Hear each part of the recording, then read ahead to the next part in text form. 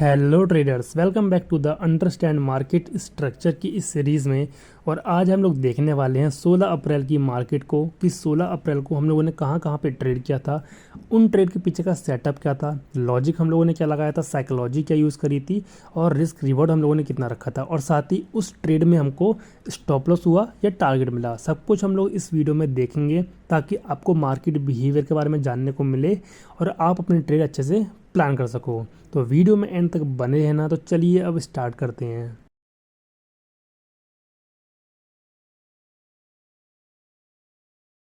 तो देखो, 16 अप्रैल को हम लोगों ने ट्रेड किया था निफ्टी 50 के अंदर, और हम लोगों ने टोटल 2 ट्रेड करे थे और दोनों में ही हमको स्टॉप लॉस हुआ था। अब स्टॉप लॉस क्यों हुआ था उसके पीछे का रीज़न मैं आपको वीडियो में बताऊंगा। तो चलिए अब समझते हैं कि लॉजिक क्या था। तो देखो, यहाँ पे हमारे 16 अप्रैल को मार्केट ओपन हुई थी, काइंड ऑफ बिल्कुल साइडवेज ओपन हुई थी। साइडवेज ओपन होने के बाद में डायरेक्टली मार्केट में फॉल आना स्टार्ट हो गया। उसके बाद मार्केट ने अपना इंट्राडे लो यहाँ पे बना करके मार्केट डायरेक्टली ऊपर चली गई। अब हमारे पास आ चुके थे कुछ लेवल्स। कौन से लेवल्स? नीचे आ चुका था मेरे पास सपोर्ट लेवल जो कि इंट्राडे लो था। सेम इसी तरीके से ऊपर आ चुका था मेरे पास इंट्राडे हाई जो कि ये वाला था, जो कि मेरा काम करता रेजिस्टेंस की तरह। ओके, अब देखो मार्केट यहाँ पे ऊपर गई। ऊपर जाने के बाद में ब्रेकआउट काइंड ऑफ किया, लेकिन इतना अच्छा नहीं किया जहाँ पे मैं ट्रेड कर सकता।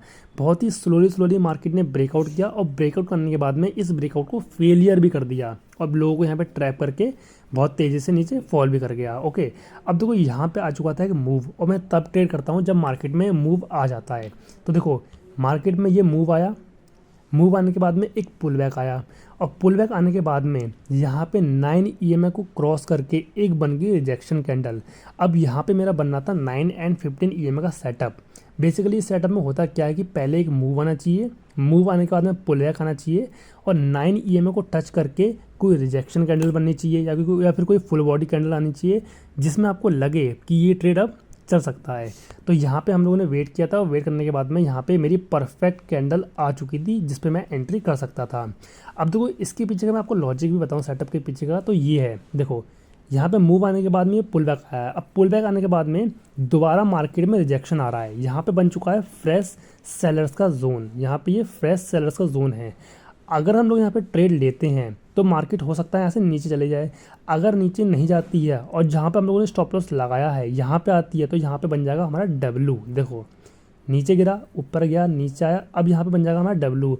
तो अगर हमारा ट्रेड बनता है तो अच्छी बात है, हमारा ट्रेड अगर जाता है सपोर्ट लेवल तक तो अच्छी बात है। अगर नहीं भी जाता है, हमारे अगेंस्ट जाता है, तो हमारा जो स्टॉप लॉस है वो एकदम सही जगह पे है। क्योंकि अगर हमारा स्टॉप लॉस यहाँ पे हिट होता है उसके बाद बन जाएगा यहाँ पे डब्लू, और डब्लू पैटर्न होता है बुलिश पैटर्न। तो मार्केट इजीली ऊपर के साइड में जा सकता है।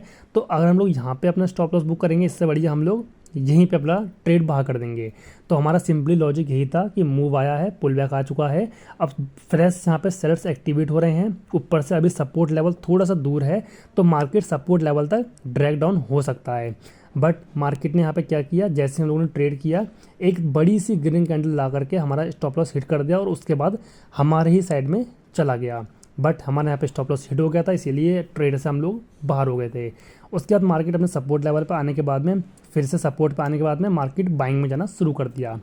उसके बाद हमने वेट किया, क्योंकि मार्केट में कोई मूव अच्छा था नहीं, इसीलिए हमने कोई ट्रेड नहीं करा। उसके बाद जब मार्केट में ये वाला मूव आया जो मैं आपको दिखाता हूँ, जब मार्केट में ये ब्रेकआउट वाला मूव आया, बहुत ही बड़ा मूव था ये, एकदम से बड़ी बड़ी कैंडल आई, तो इस पर भी हम लोगों ने ही ट्राई किया कि एक पुल बैक आएगा तब हम लोग अपना ट्रेड लेंगे। तो मार्केट में देखो मूव आया, मूव आने के बाद में हम लोगों ने वेट किया पुल बैक का। उसके बाद में 9 EMA को टच करके एक फुल बॉडी कैंडल आई थी जिसकी ऊपर भी बिल्कुल भी विक्स नहीं थी, नीचे छोटी छोटी विक्स थी। ये एकदम परफेक्ट कैंडल थी एंट्री के लिए। तो मैंने यहाँ पे अपनी एंट्री बनाई इसके हाई पे। यहाँ मैंने फ्रेश सेलर्स के फ्रेश बायर्स के जोन पे अपना एसेट लगाया, क्योंकि यहाँ पे देखो फ्रेश बायर्स जनरेट हुए हैं। नीचे आई मार्केट, फ्रेश बायर्स आए, ऊपर गई, नीचे आई मार्केट, फ्रेश बायर्स आए, ऊपर गई मार्केट। यानी कि नीचे यहाँ पे इस बायर जोन के नीचे लोगों के एसल होंगे। तो अगर गलती से मार्केट ऊपर जाने के बाद में नीचे आती तो यहाँ पे बनता हमारा एम पैटर्न, और एम पैटर्न होता है हमारा बेरिश पैटर्न। साथ ही नीचे बहुत सारे लोगों के एसल होंगे बायर्स के, तो मार्केट बहुत तेज़ी से फॉल करती है। इसीलिए हमने जो एसल लगाया था वो लगाया था इस बायर्स के जोन के नीचे, जो कि हमारा परफेक्ट एसल था। ठीक है, उसके बाद हम लोगों ने ट्रेड लिया, और हम लोगों ने मिनिमम 1:3 का यहाँ पे टारगेट रखा था। बट मार्केट यहाँ पे कुछ ज़्यादा खास मूव करी नहीं। मेरा थीटा डीके की वजह से यहाँ पर एसएल हो गया। वैसे तो अगर देखा जाए तो एसएल नहीं हुआ है, इंडेक्स के चार्ट पे नहीं हुआ है, बट अगर ऑप्शन के चार्ट पे देखेंगे तो मेरा यहाँ कहीं पे एसएल हिट हो गया था, क्योंकि टाइम डीके की वजह से जो प्रीमियम था मेरा गल चुका था। तो ये थे आज के हमारे 2 ट्रेड और दोनों में हमारे छोटे छोटे स्टॉप लॉस गए थे। अब जिस दिन मार्केट अच्छा मूव करेगी उस दिन हम लोग बड़े बड़े टारगेट पकड़ेंगे। फिलहाल आज के दिन हमारे यानी कि 16 अप्रैल को 2 हमारे छोटे छोटे एसएल गए हैं। तो ये थे हमारे 2 ट्रेड। इनके पीछे का मैंने आपको लॉजिक बता दिया, साइकोलॉजी बता दी, हम लोगों ने क्या रखा था रिस्क रिवॉर्ड, सब कुछ मैंने आपको बता दिया है। तो अब मैं आपको एक फीचर के बारे में और बता देता हूँ।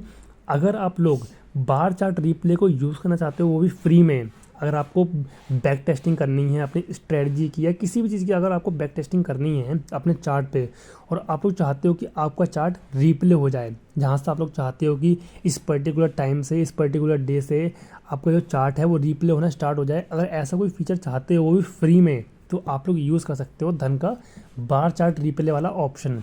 अब देखो, जो ये बार चार्ट रिप्ले वाला ऑप्शन है ये आपको ट्रेडिंग व्यू पे पेड मिलता है, यानी कि सब्सक्रिप्शन के साथ में मिलता है। बट अगर आपको ये फ्री में यूज़ करना है तो आप लोग धन पे इसको यूज़ कर सकते हो एकदम फ्री ऑफ कॉस्ट। बस आपका धन पे अकाउंट होना चाहिए। तो डिस्क्रिप्शन में मैंने लिंक दे रखा है, जाकर चेकआउट करो, अपना अकाउंट ओपन करवाओ। ओपन हो जाने के बाद में जिस भी चार्ट को आपको रिप्ले करना है, लाइक मुझे निफ्टी 50 को करना है, तो मैं क्या करूँगा, यहाँ पे निफ्टी 50 का चार्ट ओपन करूँगा। उसके बाद यहाँ पे ये बार चार्ट रिप्ले वाले ऑप्शन पे क्लिक कर दूँगा। उसके बाद मेरे पास यहाँ पे नई विंडो ओपन हो जाएगी और यहाँ पे बीच में मेरे पास वर्टिकल लाइन आ जाएगी। अब मुझे ये लाइन वहाँ पे सेट करनी है जहाँ से मुझे अपना चार्ट रिप्ले करना है। एग्जांपल के लिए मान लेते हैं कि मैं चाहता हूँ कि यहाँ से मेरा चार्ट रिप्ले हो जाए, तो यहाँ पे आने के बाद मैं डबल क्लिक कर दूँगा। अब देखो यहाँ पे मेरा चार्ट अगेन जो है ख़त्म हो चुका है, आगे का जो चार्ट है वो सब बिल्कुल ख़त्म हो चुका है। ठीक है, अब यहाँ से मेरा चार्ट ऊपर स्टार्ट होगा। अब मान लेते हैं मुझे यहाँ से टेस्ट करना है कि अगर मैंने यहाँ पे ट्रेड लिया होता, बाय चांस यहाँ पे अगर मैंने ट्रेड लिया होता तो मेरा ट्रेड कैसे चलता। अब मैं यहाँ नीचे प्ले के बटन पे क्लिक करूँगा और उसके बाद देखो यहाँ पे मेरा चार्ट चलना स्टार्ट हो जाएगा। अब मैं यहाँ की इसकी स्पीड वगैरह भी मैनेज कर सकता हूँ, लाइक बढ़ानी है तो बढ़ा सकता हूँ, कम करनी है कम कर सकता हूँ, लाइक अगर मैं बढ़ाना चाहता हूँ तो बढ़ा भी सकता हूँ इसको इस तरीके से। ठीक है, तो आप लोग इस चीज़ को चेक कर सकते हो। अगर आपको ये बार चार्ट रिप्ले वाला ऑप्शन यूज़ करना है तो सिंपली डिस्क्रिप्शन में जाना, लिंक मैंने दे रखा है, धन का अकाउंट ओपन करवाना और इसको यूज़ कर लेना। मिलेंगे इसी तरीके के नेक्स्ट वीडियो में, तब तक के लिए take care and thanks for watching this video guys.